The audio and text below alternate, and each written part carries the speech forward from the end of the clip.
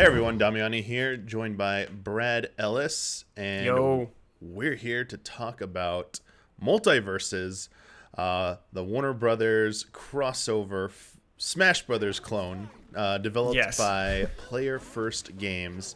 Now, they dropped a new trailer earlier this week. I have been able to play it a little bit in a early closed beta. The closed beta will be going public for everyone today as you're watching this. Gave Brad the controller for a little bit just to like see it. And yeah, it's I think it's doing some cool stuff. And obviously, haven't put in enough time to pass any kind of judgment, but I'm getting the swimming in seven vibes from it right now, and that it's doing, yeah, as I said, doing some good stuff. Like, I feel like I like it more than Nickelodeon All Stars, hmm but not as much as Smash Brothers is where I'm standing. Well, Which, yeah, yeah, of course. and honestly, to be fair, nothing's gonna ever compare to like Smash Brothers, but let's get the basics out of the way. For those of you who just like even maybe only seen a glimpse of this, it's free to play.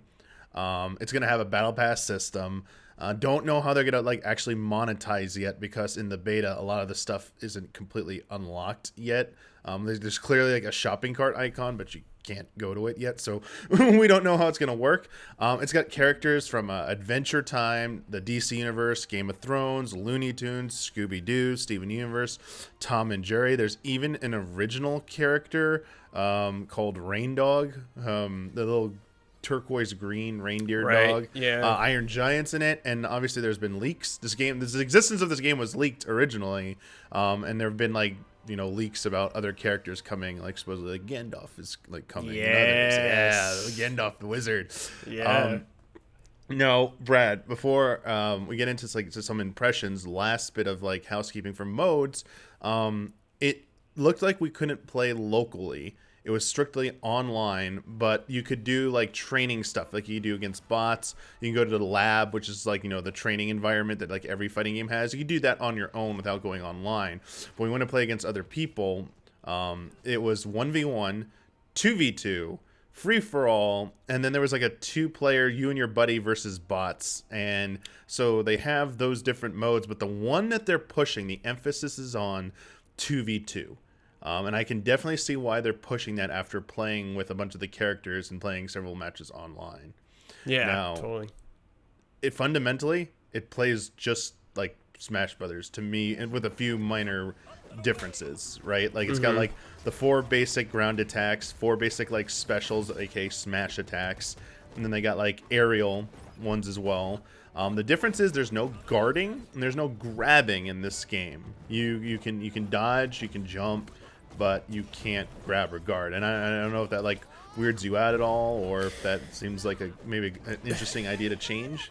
Anytime in a fighting game I can't grab someone, it weirds me out, no matter what. Just because I feel like it's such a core fundamental of fighting. But it's hard to say without spending a lot of time with it if it'll feel alright with it being absent or anything like that. And no block is also kind of interesting. I wonder why they decided just not have these. Yeah, I mean because it seems like it's definitely emphasis on like being more offensive. Now there are abilities that do like grapple. Like Batman can shoot out his like grappling gun at a person. If it hits them, he'll just dash over and attack them. And I mean, like Arya Stark has like a face steal ability where it looks like she grabs them, but like she doesn't like, throw them. But then when she uses it again, she can like stun them because of the shock of seeing their character like in front of them. But yeah, it's. I wonder if they just saw that maybe people just didn't like the whole like bubble shield and smash, and then like like just attack, have fun and attack, because the game. Another interesting thing it does is it really goes out of its way to help you avoid accidental fall off deaths. It seemed like something that could happen in Smash Brothers very easily, depending on certainly character type you use. You accidentally, whoops, I used an up B and like I don't have anything else. They give you 6 actions that you can use once you leave the ground. You have a double jump. You can do 2 dodges in the air, and then you have 2 up B recovery specials per character. So like they really want you to play off the edge and in the air if you can. And 2, every level so far available has like sidewalls at the edge that you can slide down. As long as you make contact with them, you can just infinitely wall jump on them. So Yeah. it's very easy to recover. But the catch is, unlike Smash Brothers, there's no like off the screen. Like you can't, like, it's like there's that like little mini map that'll tell you like when you've gone too far, but this game has a very clearly distinctive visual cue for you're gonna die, ring out if you go this far, and it's just like kind of like staticky distortion along the edge of the arena, and if your character makes contact with it, you ring out and lose your life. And modes are like, you know, first to 4, first to 2, whatever. It's all like lives based. It didn't seem like just anything to do with like, you know, like health bar. It's pretty much the same thing there. Yeah. Yeah. I have a question. So, to me and pretty much everybody, one of the most important parts, if not the most important part of a fighting game, is its roster. Mm-hmm. So I played as Shaggy, which was fun because he had like a Super Saiyan charge up, which is just insane. And I played as Batman, and they seemed all right. Like, I didn't spend a ton of time, but they seemed like they could be pretty fun. Like, Shaggy had the sandwich and stuff. Yeah, they have, like, I think they did a good job with their movesets to both represent the character and give like character diversity in how their playstyles. In fact, there are different like classes. There's like Bruiser, like Batman is a bruiser, Superman is like a tank. So is Wonder Woman's a tank. The original character Rain Dog is a support character, and I'll explain this later. So is Steven Universe. Arya is assassin. So is Finn from Adventure Time. And then one of them, Bugs Bunny, is a mage, which is like, Bugs Bunny is a mage. It's like, all right. So they have these classifications, and like that's something unique because it's meant to be in a team dynamic, because in the tutorial, they have a pretty comprehensive tutorial for this game. It might even be a little intimidating at first. They show you with Rain Dog and Shaggy or Wonder Woman, and they show you how like Wonder Woman can give you shields, and like now you're protected. Or like Superman has like Frost Breath, and like it enhances your attacks. Or Rain Dog has a tether ability, so your character goes off the ledge and it's going to confirm like a kill, like to knock an opponent off the edge. Even if they used all 6 of their actions, as long as they haven't fallen off screen, Rain Dog could reel them back in as long as that tether is a part of them. So certain characters are meant to complement other ones, and that's where I think there's a lot of potential here, is that dynamic, because these types of brawl clone fighters are usually meant to be free-for-all or 1v1, but the team-based, even though even Smash Bros. Has team, it doesn't really have, the game is not really designed around that mechanic. I mean, you can try and do that with some of the meta, but there seems from the get-go they're focusing on that, and it definitely shows. Like specifically focus like support characters is like really interesting. Like these roles reminds me of like, you know, just like an MMO, you know, you got your tank, your DPS, your healer, something like that. It's kind of a unique approach. It sounds like there's like 4 or 5, you said, two like different types. Yeah, there's definitely different types, and honestly, there's like a little bit of a learning curve with any new fighting game, getting used to these characters. Like, I was missing a lot of attacks first, but I think there's going to be a character for everyone. I think they did do, so far it feels like there's a good job. I started gravitating towards 1 or 2 different characters by the end that I felt like fit my play style. And honestly, yeah, like it like mechanically it does, you know, feel good. And like the stages, to keep elaborating more on like what the game's doing, the stages feel very well, they have like some hazards, like the Scooby-Doo one has those switches we saw that make like the wood floorboards fall out from under you. Batman has like the 2 platforms on the side, and the main platform, the 2 platforms had the Batmobile, but like if you do too much damage on them, like a security alert goes off, they retract the Batmobiles away. There's not too much complex going on in the stages, though. They're very much designed to be very kind of like neutral, almost like competitive Final Destination style stages with very little hazards to trip you up. So it's more about worrying about fighting and then worrying about I died to or lost to some weird environmental hazard compared to like Smash Brothers.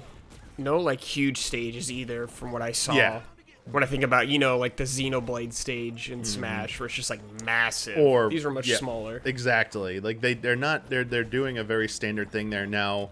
the most impressive stage to me was the Bat Cave because of all the references in it.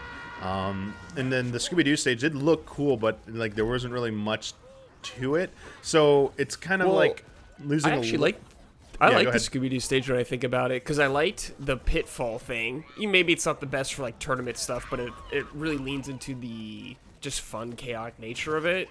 And like as a Scooby Doo fan growing up, seeing like some of the portraits of villains from Scooby Doo, like those are some deep cut villains. Those are like season 1 villains. Like they're doing, like I think, yeah, they're doing a good job with the set dressing. I guess the spectacle nature of it, like there's again, just thinking of like in terms of like budget and scope, like Smash Brothers Ultimate, some of those stages get really complicated and insane. So don't expect something like that. It's very much more straightforward. The thing that's going to help this, so I looked at the criticisms to Nickelodeon All-Stars Brawl, the other clone, the popular one that came out, and one of the biggest complaints, two of the biggest complaints about that were voice acting is the first one.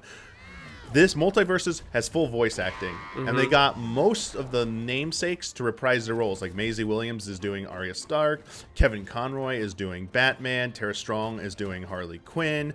They got Matthew Lillard to do Shaggy. Just like big name people who are in these roles, and more to come. Whereas the Nickelodeon All Stars, everyone's criticizing, where's the voice work? This is so weird that you're not doing it. It came in a little bit late. Yeah. So I think that adds, that's a bit of production value there for sure.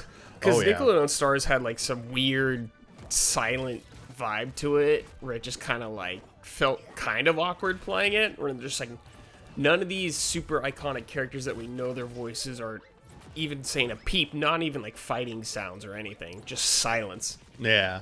Also, like in the options, there's like a streamer mode because, as you can expect, there's a lot of licensed music in here. Like when we did the Batcave stage, it's like the classic Batman theme. So I'm expecting there's only a handful of stages that are available. The full thing, you have to unlock stuff, and not everything's available in this beta. So man, there's gonna probably be a lot of good music in there too. At least I'm hoping. Yeah. Oh yeah. The potential DLC characters they're gonna add to this. It's like they could add, the Joker with Mark Hamill or something. Like I could totally see that happening. Heck yeah. Stage for him. Now that's one of the biggest things I think they're leaning into this game is in terms of like just embracing the WB multiverse, like all these references, is in the game's like reward system. And this is how this game is structured as a free-to-play game, is that each character has a rank, and as you rank them up, you get certain like perks. Perks can be used in battle. For example,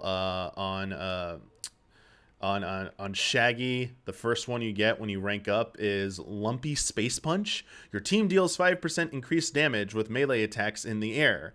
And then you can start unlocking more of those, and it looks like you can have like multiple perks equipped as you rank up, but you also unlock like alternate like outfits through there's also a battle pass where you unlock extra like cosmetic stuff, alternate outfits. One of the cool things is you can customize your ring out animation.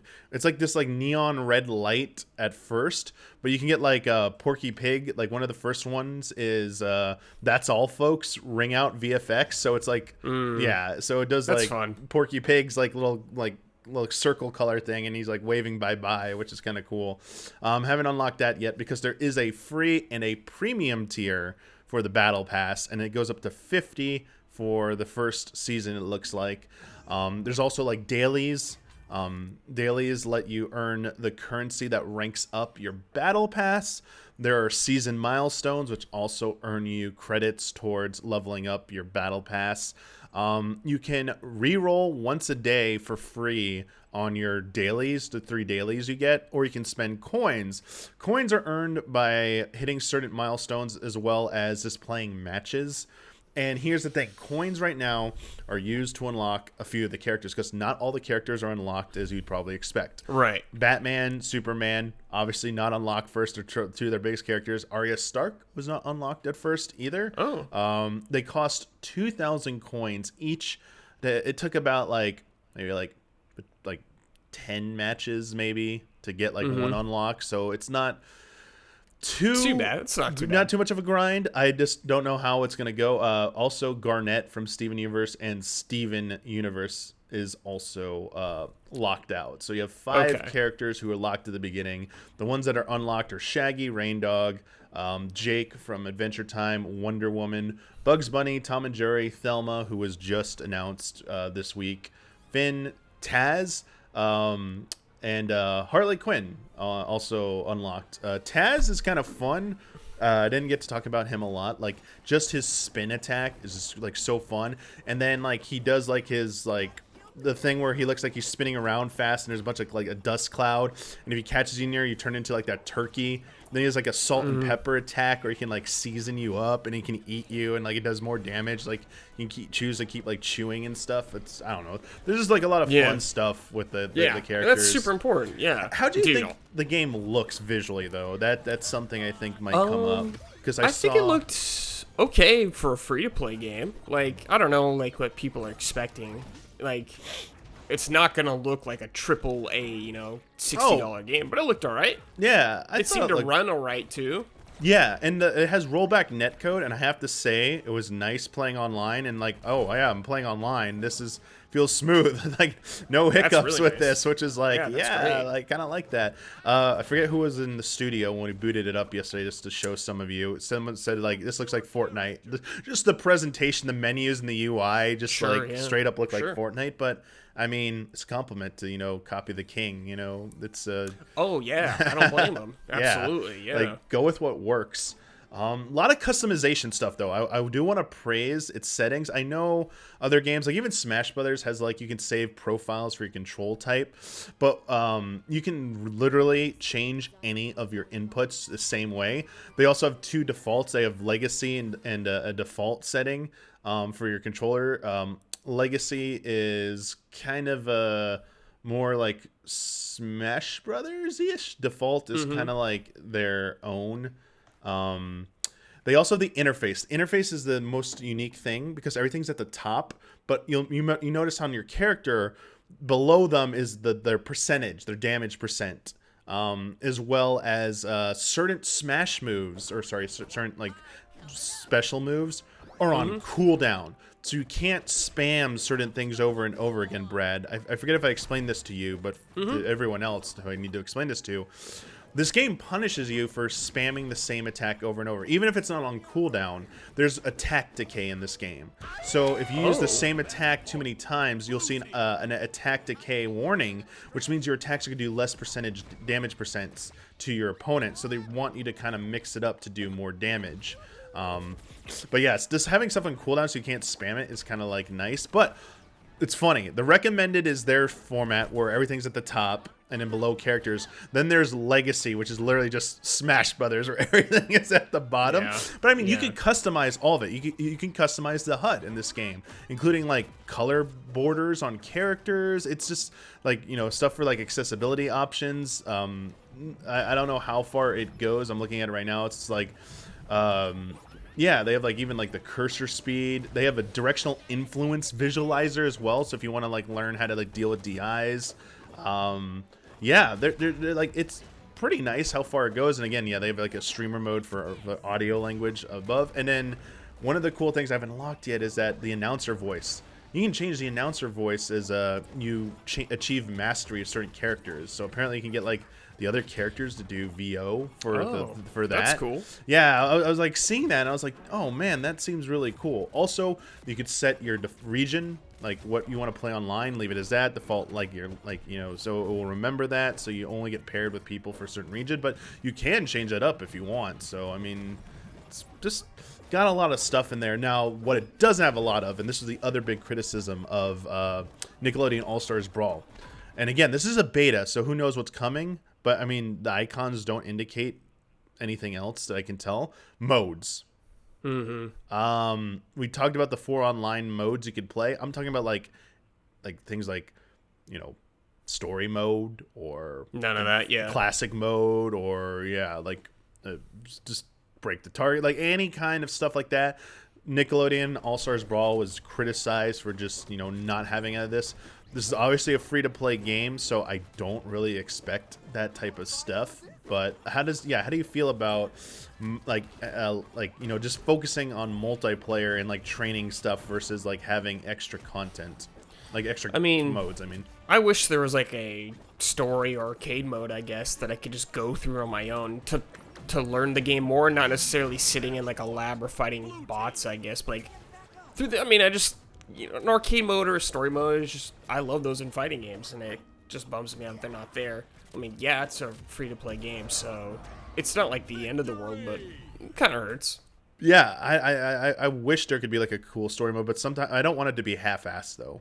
Yeah, exactly. I hate stuff like that, so they're not going to put the time and effort into it, but it will be something that's brought up because, you know, even if it's rightfully so as a free-to-play game, there are other fighting games out there that do have impressive amounts of content. Like, you're going to look at like something like the more recent Mortal Kombat games and how much stuff they have in them. So the thing that they have to keep on top of is constantly adding new content for a free-to-play game, because otherwise, if you're not going to have extra modes, you got to keep the player coming back for more and more. Yeah. You know, what is it? What are you gonna? What's a dangling carrot there?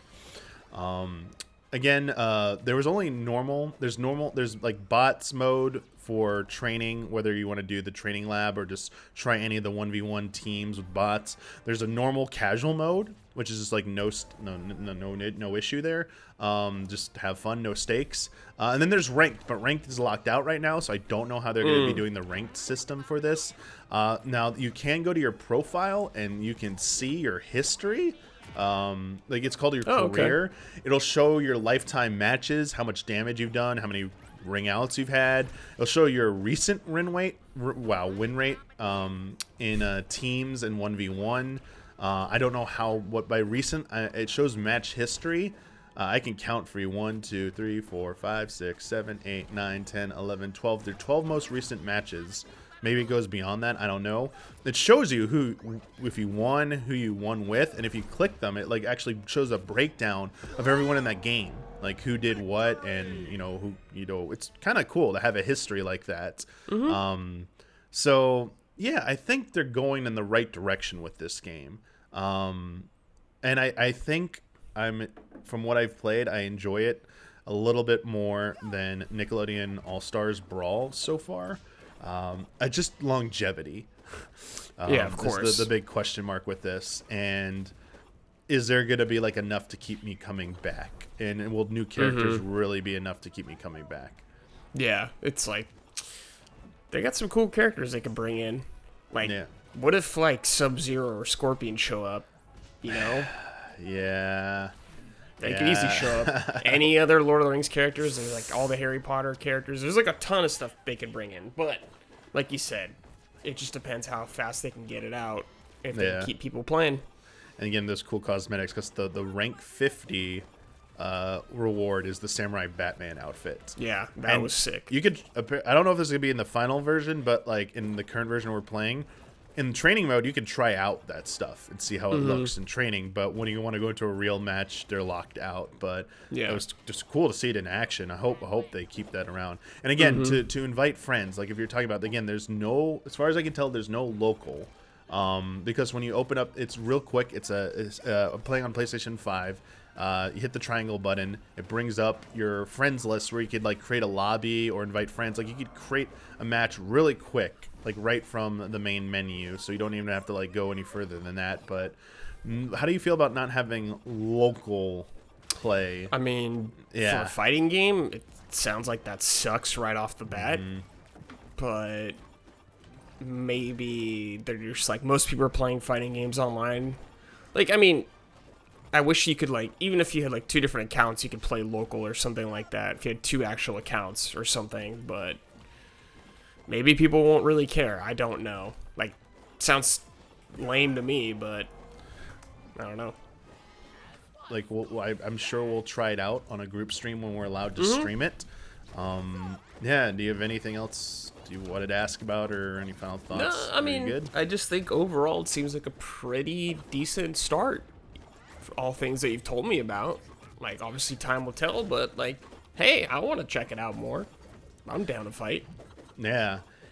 It's coming to like every platform except Switch. So, I mean, even last gen, it's on last gen. So it's going to be on PS4, Xbox One, and obviously the Series XS, obviously PlayStation 5, PC. Maybe it's just not coming to Switch because it's coming to the next Switch. You never know. Because there's still no release date. We got this closed beta, then we have the public open beta in July. The trailer revealed that July will be the public beta. We'll probably be able to stream this in July, would be my guess. My inkling is that would probably be, like, I'm guessing they're going for a fall release if they're going to do like these betas at this point. So expect it probably sometime this year would be a good guess. And yeah, good stuff. Thanks for joining me, Brad. And yeah, we will try and get to this hopefully in July so we can stream it, and you know, you can check it out in video form for live with us, and maybe we'll see new characters by then. I expect, because we got some summer events coming up where I expect there probably will be some announcements. So maybe we'll have that Gandalf character ready to go. Gandalf. Yeah. All right. Thanks, everyone. Take it easy.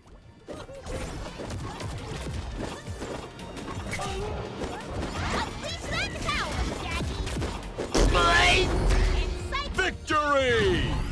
My glasses!